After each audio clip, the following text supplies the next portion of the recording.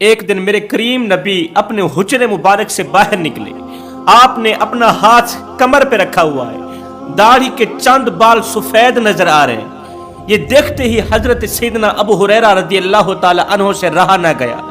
حضرت ابو ہریرہ نے پوچھا یا رسول اللہ، آپ جب حجرے مبارک کے اندر داخل ہو رہے تھے اس وقت تو جوانی چھائی ہوئی تھی، لیکن آپ جیسے ہی باہر نکلے تو آپ کا ہاتھ کمر پہ ہے، آپ کے چہرے پر بڑھاپے کے آثار نمودار ہو رہے ہیں، آپ کی داڑھی کے چند بال سفید ہو گئے. اچانک کیا ہو گیا؟ اچانک میرے نبی کی جوانی کہاں چلی گئی؟ اچانک بڑھاپا کیوں آیا اور کس وجہ سے آیا؟ یہ سن کر رحمت عالم کی آنکھیں چھم چھم برسنے لگیں.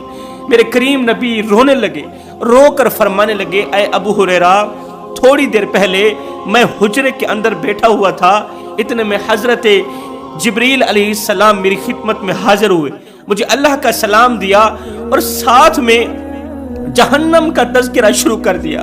جہنم کا تذکرہ سنتے سنتے جہنم کا تذکرہ سنتے سنتے خوف کی وجہ سے میرے اوپر خوف اس طرح طاری ہوا کہ میری داڑھی بھی سفید ہو گئی، میری جوانی بھی جاتی رہی، میرے چہرے پر بڑھاپے کے آثار نمودار ہونے لگے. جہنم کے خوف نے میری کمر جھکا کے رکھ دی.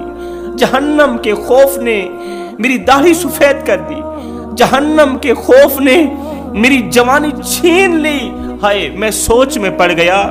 وہ نبی جناب حضرت محمد مصطفیٰ صلی اللہ علیہ وسلم جو نبیوں کا نبی، جو رسولوں کے نبی، رسولوں کے امام، کم و بیش 1,24,000 رسول اور پیغمبر جس عظیم ہستی کے پیچھے کھڑے ہو کر نماز پڑھیں، اس عظیم ہستی کی خشیت کا عالم یہ ہے، خوف کا عالم یہ ہے کہ جب آپ جہنم کا تذکرہ سنتے تو خوف کی وجہ سے آپ کی داڑھی مبارک سفید ہو جاتی تھی، کمر جھک جاتی تھی.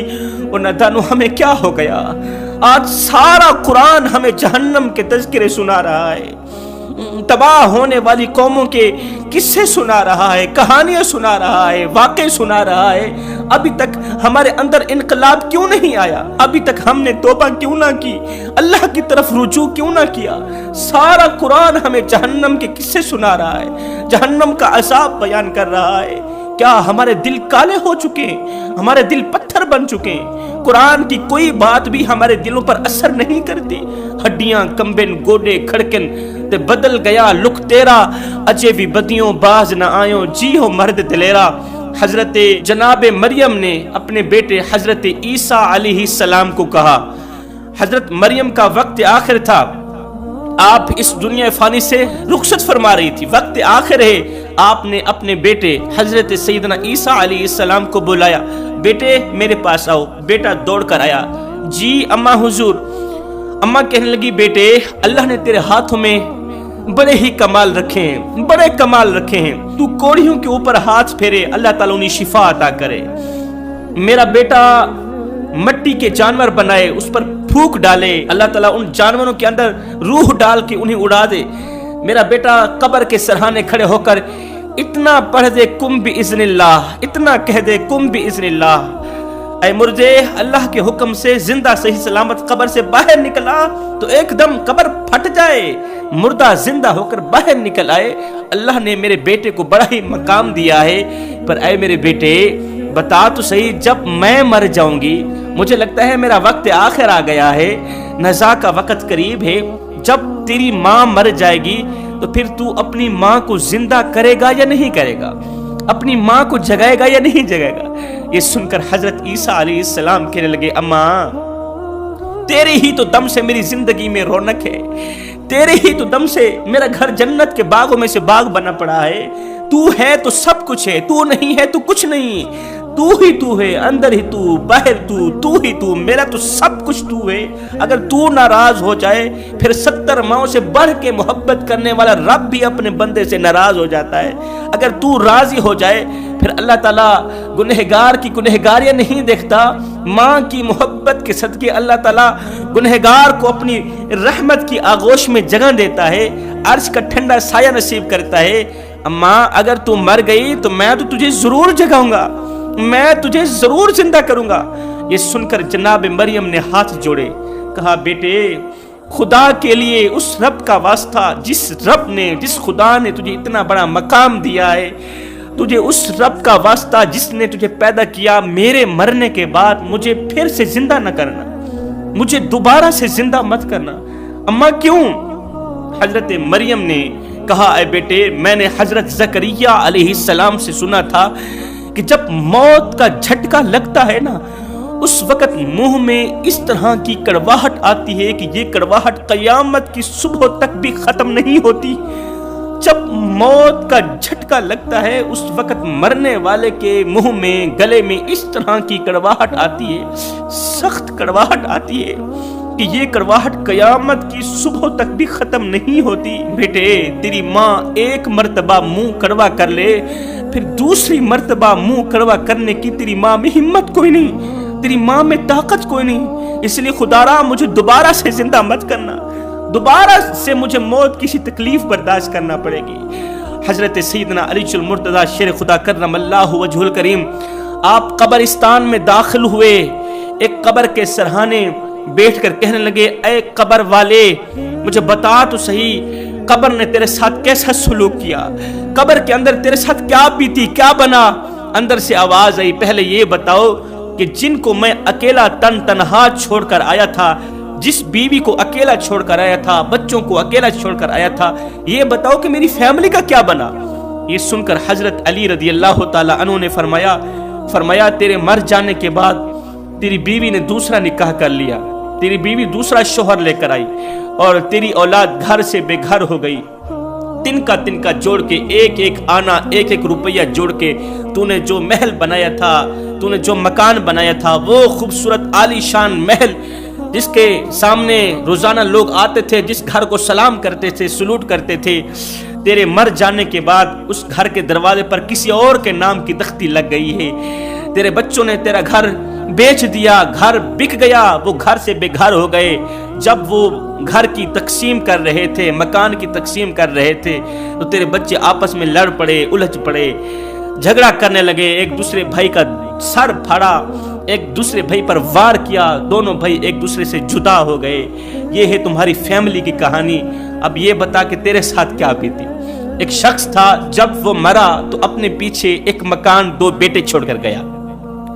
بچے بیٹے جب مکان کی تقسیم کرنے لگے، آپس میں بانٹنے لگے، تو آپس میں لڑ پڑے، جھگڑ پڑے، پورا دن لڑتے رہے، جھگڑتے رہے، تو میں کرتے رہے، ایک دوسرے کو گالیاں بکتے رہے۔ شام ہوئی، رات ہوئی، جب دونوں سوئے تو مکان کے اوپر ایک اینٹ پڑی ہوئی تھی۔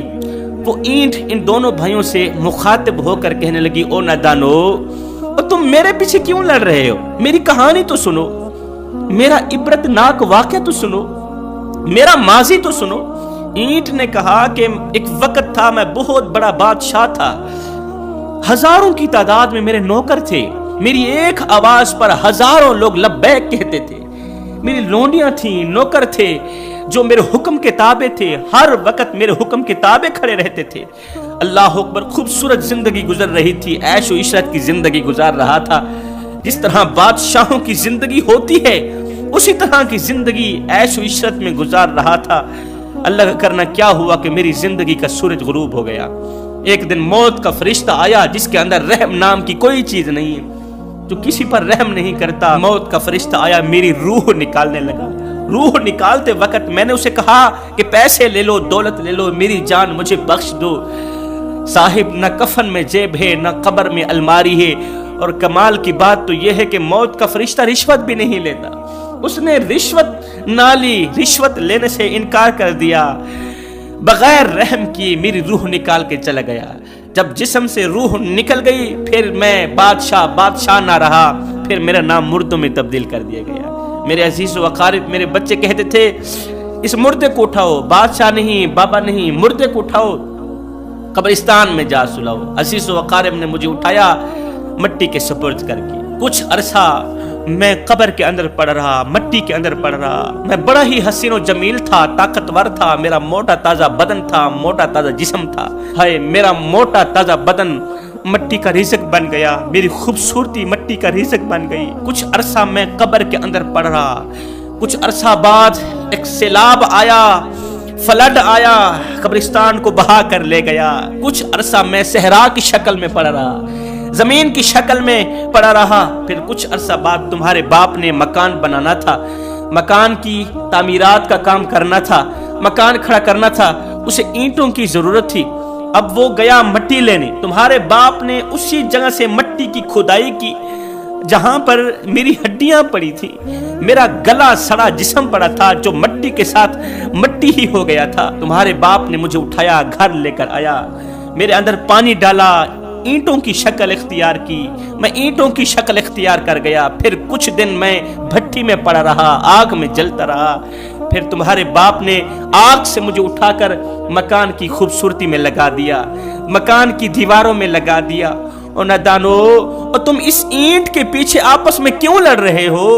اس گندے سے مکان کے پیچھے آپس میں کیوں لڑ رہے ہو؟ اور نادانو، یہ حشر صرف میرا نہیں ہوا، کل تمہارا بھی یہی حشر ہونے والا ہے۔ تو میں کرنے والوں، آپس میں جھگڑنے والوں، ایک دوسرے کا گریبان پکڑنے والوں، یہ حشر صرف میرا نہیں ہوا، میں تو اتنا بڑا بادشاہ تھا، میرے ساتھ یہ حشر ہوا، تم تو کچھ بھی نہیں، تمہارا اس سے بھی عبرتناک حشر ہونے والا ہے۔ اب حضرت علی رضی اللہ تعالیٰ عنہ نے فرمایا، قبر والے بتا تو صحیح تیرے ساتھ کیا بنی، قبر نے تیرے ساتھ کیسا سلوک کیا؟ کہا جب میں قبر میں آیا تو قبر نے ایک ایسا زوردار جھٹکا لگایا کہ دنیا کی تمام لذتیں مجھے بھول گئیں۔ اس ایک جھٹکے نے دنیا کی تمام لذتیں مجھے بھلا کے رکھ دیے۔ ہے 80 سال کا ایک بوڑھا ہے، جنت البقیع میں بیٹھا رو رہا ہے۔ 80 سال کا بوڑھا جنت البقیع میں بیٹھا زارو قطار رو رہا تھا، خون کے آنسو بہا رہا تھا۔ گزرنے والے کسی شخص نے پوچھ لیا، بابے کیوں رو رہا ہے؟ پتہ ہے یہ بابا کون ہے؟ یہ حضرت سیدنا عثمان غنی رضی اللہ تعالیٰ عنہ ہے۔ زارو قطار رو رہے ہیں۔ گزرنے والے نے آپ کی یہ حالت دیکھی تو پوچھ لیا، اس قدر زارو قطار رونے کی کیا وجہ ہے؟ تو آپ نے فرمایا، قبر کو دیکھ کے رو رہا ہوں، پتہ نہیں قبر کے اندر میں عثمان کا کیا بنے گا، قبر کو دیکھ کے رو رہا ہوں۔ گزرنے والے نے کہا، آپ کو کس چیز کی ٹینشن، آپ کو کس چیز کی پریشانی؟ اللہ کے رسول نے، اللہ کے حبیب نے اپنی زبان سے تجھے جنتی کہا ہے۔ اے عثمان، نبی نے اپنی زبان سے آپ کو جنتی ہونے کی بشارت دی ہے۔ یہ سن کر حضرت عثمان غنی نے فرمایا، جس زبان سے میرے کریم نبی نے مجھے جنتی کہا، جنتی فرمایا، اسی زبان سے یہ بھی فرمایا، اے عثمان قبر کو مٹی کی کوٹھلی مت سمجھنا، اے عثمان قبر کو صرف مٹی کا ڈھیر مت سمجھنا، یہ یا تو جنت کے باغوں میں سے ایک باغ یا جہنم کے گڑھوں میں سے ایک گڑھا۔ مرنے کے بعد پہلی منزل قبر ہے، اگر یہاں نجات مل گئی تو بعد کے سارے مراحل آسان ہو جائیں گے، اور اگر یہاں نجات نہ ملی تو بعد کے سارے مراحل دشوار ہو جائیں گے۔ اگر قبر کے اندر پھنس گئے تو خدا کی قسم قیامت کی صبح تک تمہیں کوئی نہیں چھڑوا سکے گا۔ اس لیے دنیا میں رہ کر اپنی زندگی میں ہی قبر کے لیے کچھ نہ کچھ اکٹھا کر لینا۔ یہ زندگی کے لمحے تمہارے اور میرے لیے غنیمت ہیں جوانو، انہی لمحوں میں کچھ کر لو، انہی لمحوں میں کچھ اکٹھا کر لو، انہی لمحوں میں خدا کی یاد اور محبت کے دیے اپنے دل میں جلا لو، معلوم نہیں پھر فرصت ملے نہ ملے۔